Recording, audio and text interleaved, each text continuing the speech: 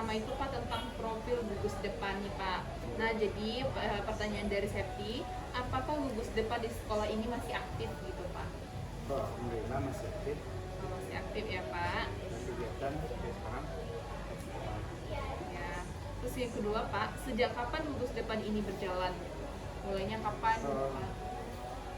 Ini Bapak di sekolah ini baru kurang 2 tahun. Oh 2 tahun ya Pak.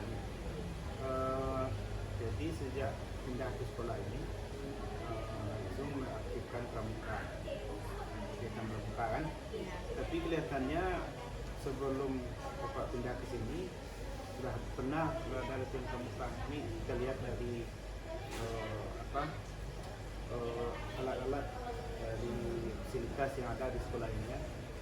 Ada tenda pramuka, ada di tenda itu UDEP SMP 26. Kemudian tongkat pramuka juga di depan ini kelihatannya dulu ada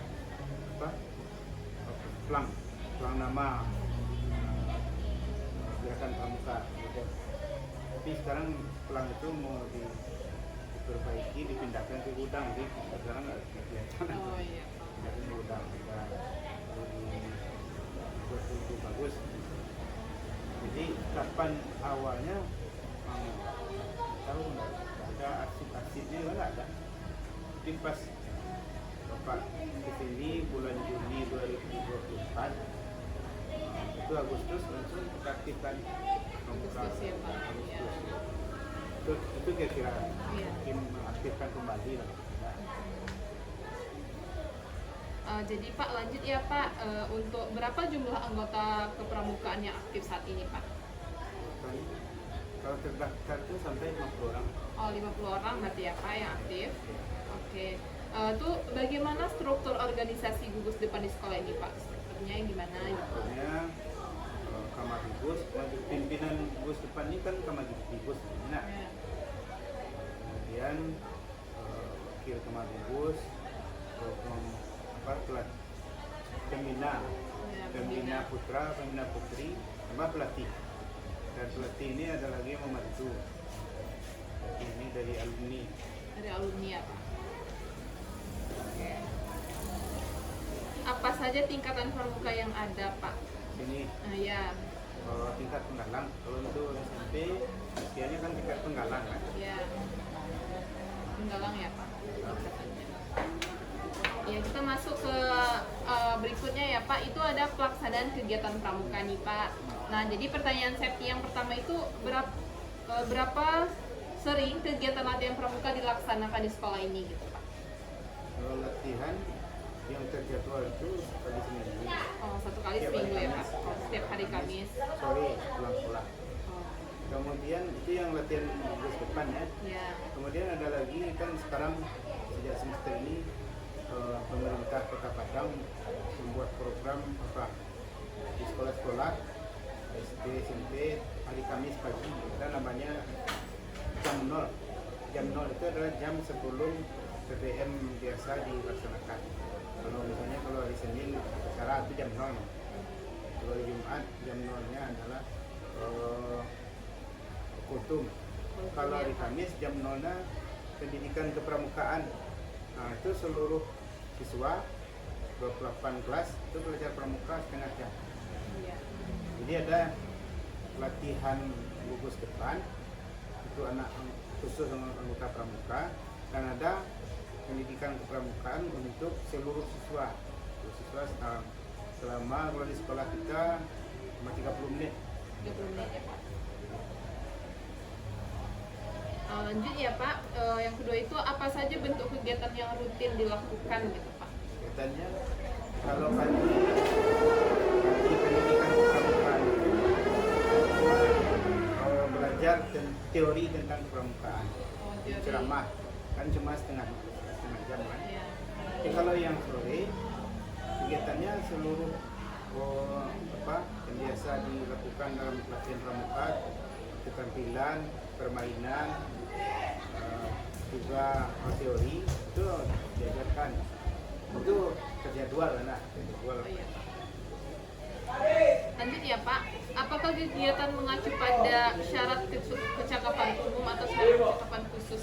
Oh, SKK ya, Iya, SKU, SKK. iya, Ya. mengacu ya. Kemudian yang sudah pantas dapat TKU, TKK, dapat. Terus yang keempat itu Pak, bagaimana metode pembina yang digunakan, misalnya permainan, latihan, atau keterampilan dan lain-lain. Metode latihan dan pendidikannya seperti yang biasa dilakukan juga. Ada permainan, pampasan, apa kan? Latihan, nya PDB, latihan simpul, pendekatan, atau juga belajar sendi, belajar semboyan, dan ditambah dengan belajar teori, jadi sejarah pramuka, kemudian tentang makna dasar dharma, atau pengetahuan yang menyangkut dengan pramukaan, termasuk juga menemukan mengatasi P3K nya, keterampilan P3K. Kalau ada rekan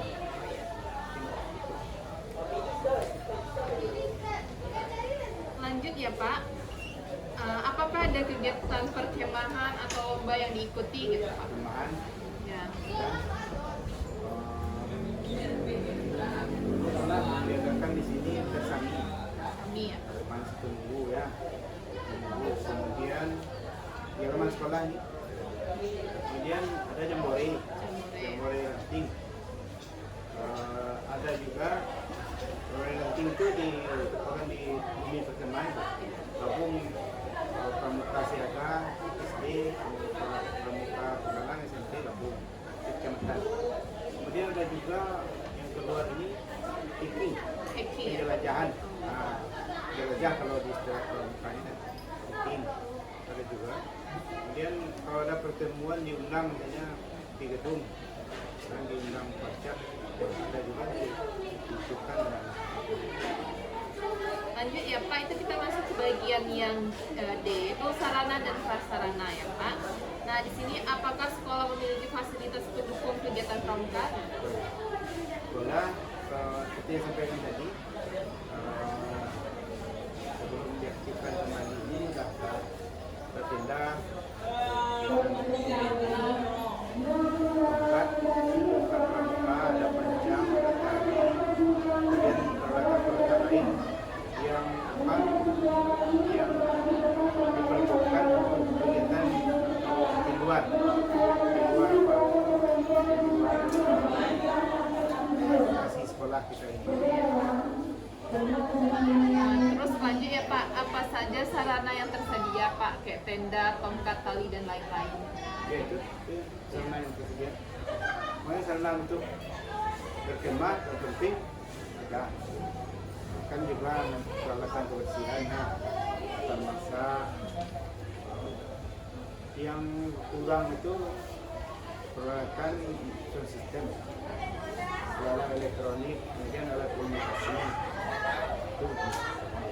Kalau alat manual cukup. Oh iya. Jadi untuk apakah Pak sarana tersebut sudah memadai gitu Pak? Apakah sudah sesuai bagus gitu? Apa masih ada yang? Kalau untuk kegiatan di sekolah sudah. Tapi kalau kita perlu ke alam yang lebih lebih jauh ya, masih perlu ditambah. Oke Pak, masuk ke bagian yang E ya Pak. Bagaimana peran pembina dalam kegiatan pramuka Pak? Peran pembina sangat diperlukan dan sangat membantu dalam kegiatan ini. Itu dapat pertama mengelola latihan dengan baik, sesuai dengan kurikulum, kemudian mengarahkan anak-anak, kemudian memberi contoh pada anak-anak, pembinaan. Terus apakah pihak sekolah memberikan dukungan terhadap kegiatan pramuka ini Pak? Oh ya, Nggak didukung ya Pak? didukung. Hanya disediakan biaya kalau untuk menambah peralatan, kemudian untuk kegiatan kegiatan kemah, camping, kemudian juga didukung dengan izin peralatan itu ada izin, administrasi, pembiayaan. Oke, untuk pertanyaan ketiga itu udah mencakup ya Pak. Soalnya di sini bentuk dukungan apa saja yang diberikan sekolah tadi ya Pak, dari izin kayak sarana dan prasarana gitu kan Pak. Juga didampingi ya Pak kalau tanding gitu, lomba gitu ya Pak. Masuk ke bagian F ya Pak, kendala dan tantangan. Nah, di sini apakah kendala utama dalam pelaksanaan kegiatan pramuka Pak? Kendalanya pramuka di sini minat siswa ini kurang. Contohnya kan siswa di sini lebih 800 orang, jadi hampir 900. Tapi yang masuk pramuka 50 orang. Jadi nggak sampai setengah ya Pak? Sangat kendala. Jadi nanti karena kan di program Kota Padang juga diapakan canangkan pendidikan kepramukaan. Jadi besok diwajibkan lagi kelas 7 untuk pramuka. Ya Pak. Terus kayak bagaimana Pak cara mengatasi kendala tersebut? Nah, kita selama ini kita usahakan anak pramuka ini menampilkan keterampilannya, kebolehannya dalam acara populer kan, masuk dalam upacara. Upacara biasanya kan tinggal PBB kan, Iya. karena itu kita tampilkan di mungkin dengan cara itu akan bisa tertarik. Kemudian kita himbau untuk ikut kegiatan pramuka. Itu ada. Terus bagaimana minat siswa terhadap kegiatan pramuka saat ini Pak? Masih kurang ya Pak tadi? Ya, kurang. Masih sangat kurang ya? Kurangnya itu ya kalau untuk ikut kegiatan kan ada sebenarnya. Iya. 50 orang itu sebenarnya sudah cukup. Tapi dibanding dengan banyak siswa masih kurang. 50 itu sudah 4.000, sudah bisa 2.000. Iya. 2.000 putra, 2.000 putri kan. Tapi dibanding jumlah banyak siswa Masih kurang ya Pak? Nah, kita masuk bagian G ya Pak, dampak dan manfaat nih. Apa manfaat kegiatan pramuka bagi siswa menurut Bapak? ya, kita lihat manfaatnya bisa mendidik anak-anak ini bisa lebih disiplin dibanding sekolah biasa seperti ini. Jadi siswa yang tidak cukup disiplin, rapi, bersih, kemudian bisa bekerja sama dengan kawan-kawan yang lain. Itu dampaknya juga manfaat. Nah, Pak, lanjut itu apakah kegiatan pramuka berpengaruh terhadap karakter siswa gitu Pak? Ya, gitu. Contoh dalam masalah disiplin, masalah perhatian, masalah kebersihan. Berbeda terlihat anak pramuka dengan anak Dia nggak ikut pramuka ya gitu Pak. dan kerjasamanya dengan kawan-kawan yang lain berbeda. Ya Pak, lanjut contoh perubahan positif apa yang terlihat pada siswa gitu Pak yang mengikuti pramuka? Itu banyak. Lebih disiplin gitu kan Pak, karakternya lebih bagus. Ya. Oke Pak, masuk ke harapan dan pengembangan. Nah, apakah harapan terhadap pengembangan kegiatan pramuka ke depannya Pak? Harapannya kita berharap mungkin pertama dari pemerintah gitu. Kalau bisa ada kegiatan-kegiatan pertemuan dan latihan pendidikan untuk guru dan juga untuk pelatih pembina. Kemudian pertemuan-pertemuan di tingkat anggota pramuka, tambore atau apalah sifatnya bisa anak pramuka ini saling bekerja sama. Kemudian di sekolah harapannya ya mungkin membuat kebijakan bagaimana siswa kalau mau ikut pramuka. Kan kalau di sekolah yang menyuruh itu pasti harus ikut anak-anak. Kemudian terhadap anak-anak diharapkan banyak yang mau ikut pramuka untuk mengurangi masalah-masalah yang akan menyebabkan anak-anak ini melakukan hal-hal yang melanggar peraturan, misalnya datang terlambat, kemudian membuli, itu juga merokok di sekolah. Kita berharap bisa merubah perilaku yang melanggar. Oke Pak, lanjut ya Pak. Apa saran untuk meningkatkan kualitas gugus depan? Meningkatkan kualitas. Ya. Ya, namanya pramuka ini kan ada pendidikan, ada latihan. Kalau bisa ya diadakan misalnya pelatihan untuk pembina, untuk pelatih. Sebenarnya kan dinamis pramuka ini, ada berkembang sesuai perkembangan zaman. Itu tidak mungkin misalnya pengetahuan kita dari dulu itu ya. Nah, sekarang orang sudah pakai AI, pakai segala macam kan. Itu perlu pramuka ini.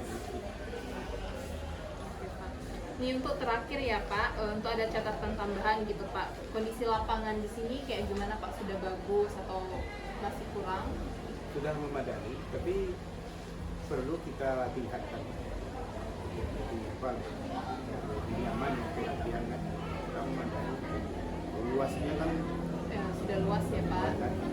Sekedar kemudian masih kalau di sekolah diadakan kegiatan pramuka ini, misalnya MCK-nya sudah beribadah, bisa fasilitas lain, bisa fasilitas untuk belajar biasa ini. Terus interaksi siswa tuh gimana Pak pas latihan pramuka kayak gitu? Kalau yang anak pramuka bagus. Bagus ya Pak, sudah bagus ya Pak. Cuma 50 orang itu sudah bagus ya Pak. Terus keaktifan anggotanya kayak gimana Pak pas kegiatan pramuka? Apakah semuanya tuh aktif gitu atau masih ada yang kurang? Ada yang absen, ada ya bisa datang lah kan ya. Insya Allah setiap Kamis itu ada. Oke Pak. Nah, mungkin itu saja wawancara dari Septi Pak. Terima kasih atas kesempatannya yang telah diberikan. Terima kasih telah bisa meluangkan waktunya pada hari ini ya Pak. Saya akhiri. Assalamualaikum warahmatullahi wabarakatuh.